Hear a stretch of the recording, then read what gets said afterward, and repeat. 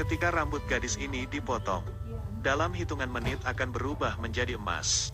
Sehingga semuanya bergantung pada kemampuan ajaib gadis ini. Dan pasangan itu memiliki aset yang besar. Tapi gadis itu tidak tahu apa-apa tentang hal ini. Yang lebih mengejutkannya adalah ketika gadis itu diculik oleh pasangan jahat sejak ia kecil. Ternyata orang tua kandung anak itu orangnya sangatlah baik. Suatu hari mereka secara tidak sengaja menemukan seorang wanita tua yang berkeliaran.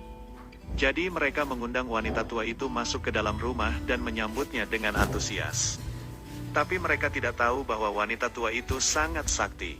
Saat ini, wanita tua itu mengambil sepotong daging dan memberikannya kepada Mei. Kemudian dia berharap bisa melahirkan bayi dengan kekuatan magis. Awan mengira bahwa ini hanyalah doa dari nenek tua. Jadi dengan senang hati ia memakan daging yang diberikan oleh ibu tua itu. Sekaligus mengucapkan terima kasih. Namun ketika mereka hanya pergi sebentar, wanita tua itu menghilang tanpa jejak.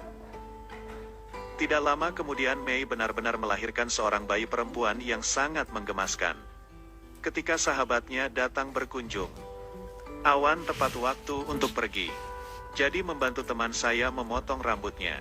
Tapi sekarang aku secara tidak sengaja mengetahuinya. Helaian rambut yang dia potong dalam hitungan menit berubah menjadi emas. Karena penasaran, dia mencelupkan rambutnya itu. Dan tidak heran rambut-rambut itu sebenarnya pirang. Jadi di pesta ulang tahunnya besok dia merencanakan sesuatu. Menggunakan uang dia membayar pelayan agar dia mematikan listrik. Kemudian dia mengambil anak ajaib itu. Tunggu sampai Awan bereaksi. Putrinya menghilang tanpa jejak. Saat ini dia masih pura-pura maju untuk menghibur temannya itu. Tapi setelah pulang, dia tidak sabar untuk memotong rambutnya. Namun rambut ini tiba-tiba berubah menjadi putih. Ini juga terasa sangat aneh. Tapi saat ini rambutnya terus tumbuh. Bahkan rambut keriting itu tidak berhenti menyerang mereka. Ini membuat mereka berdua takut untuk bersembunyi di sudut ruangan. Tak disangka, pada saat itu ia menatap ke arah meja makan. Dia menyadari bahwa dia lapar. Jadi dia mengambil botol susu untuk memberinya makan. Dan rambut ikal terakhir pun segera dikumpulkan. Lihat si gadis tenang, mencoba memotong rambutnya lagi. Kali ini rambut-rambut itu benar-benar berubah menjadi emas. Senang melihatnya, jadi dia membawa bayinya dan melarikan diri di malam hari. Dan pergi ke tempat yang tidak dapat ditemukan oleh siapapun. Awan masih mencari anaknya sekarang. Tetapi pasangan itu tidak dapat mencari tahu apapun. Dia sekarang tumbuh di bawah perawatanku dan dia juga telah menguasai rahasia rambutnya.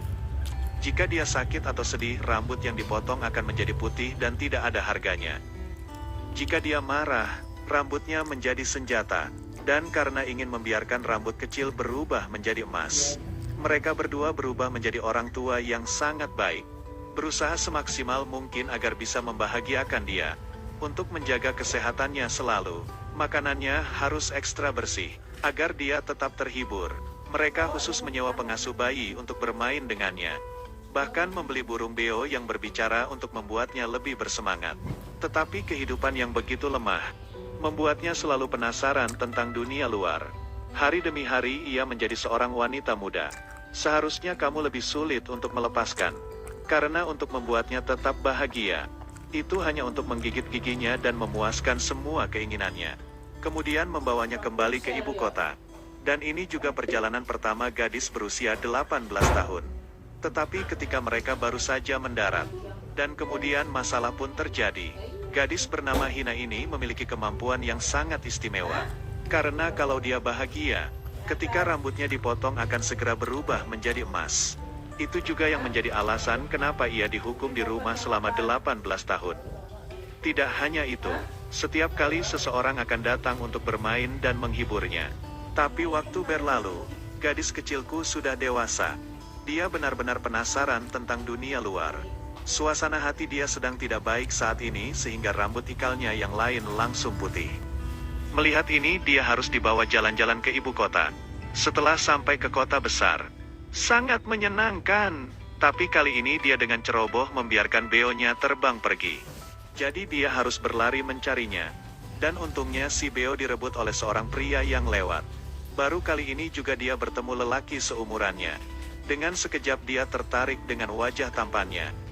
Namun ketika mereka berdua hanya mengucapkan beberapa kalimat, sekelompok orang membawa orang itu ke sini. Bahkan dia menegur karena berlari-lari, dan kemudian memberinya uang namun tidak berterima kasih. Kemudian semua orang pergi, tapi sekarang dia berbalik untuk melihat Duff dan menyesal. Keesokan harinya sesi perekrutan pengawal diadakan. Dengan syarat semakin jelek semakin baik. Setelah itu, lalu ia berdandan jelek dan datang untuk melamar. Hal ini membuat tidak seorang pun mengenalinya. Sangat puas setelah melihat bentukmu ini. Jadi dia segera memutuskan untuk mempekerjakan dia. Dan sekarang baru kau menyadari bahwa kau akan menjadi pengawalnya. Tapi romansa yang kau bayangkan tak pernah muncul. Karena pekerjaan utama Anda itu untuk mencegah dia berhubungan dengan orang asing. Setiap kali dia pergi keluar, dia menghentikannya saat ia makan di pinggir jalan. Tentu saja ini membuat banyak kesenangan. Pembantu datang ketika dia melihat dia tidak bahagia. Jadi pembantu itu menyarankan bahwa ketika hari ulang tahunnya, dia harus mengadakan pesta. Setelah mendengarkan ini, saya juga menyarankan pendapat ini. Tentu saja tidak akan setuju. Tapi berhati-hatilah dengannya ketika kamu melihatnya. Lalu ia segera mengatakan iya pada permintaannya. Ia begitu bersemangat bahkan memeluk ayahnya dan tidak berhenti mengucapkan terima kasih. Dia sangat marah dan bertanya mengapa. Lalu dia langsung berkata kalau dia sudah dewasa.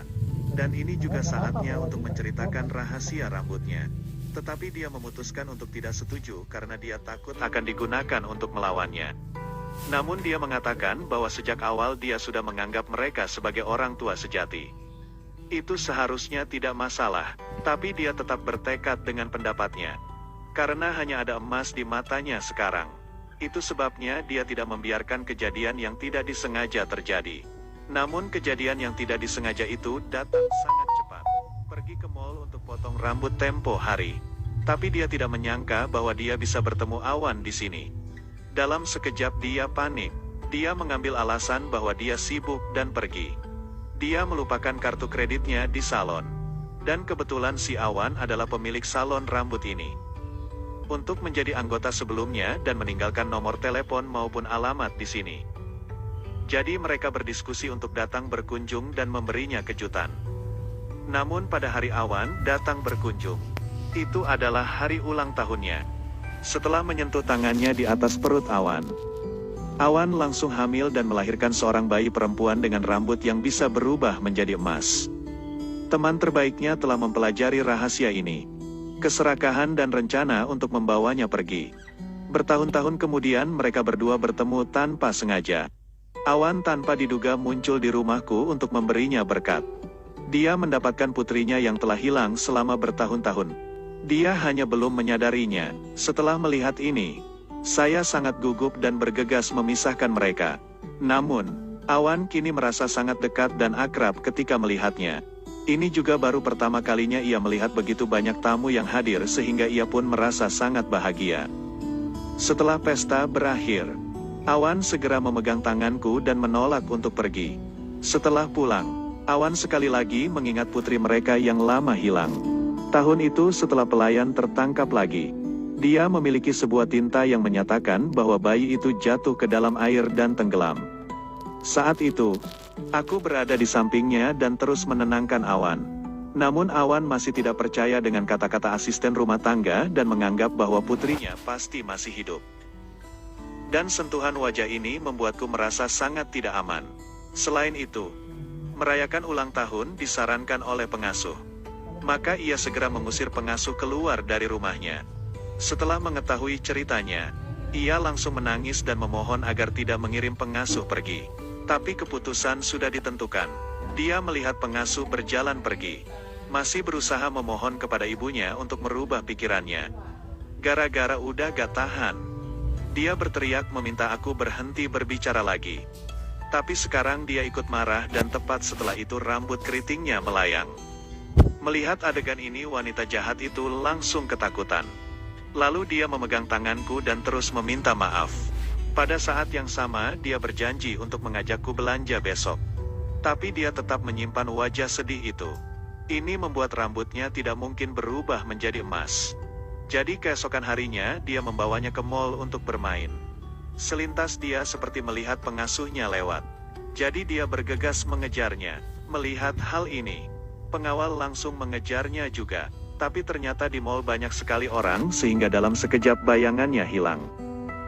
Saat ini dia dengan bahagianya menghampiri pengasuh. Namun, ketika dikejar sampai ke tempat tersebut, ternyata dia salah orang. Namun dia bertemu dengan lelaki tampan itu lagi.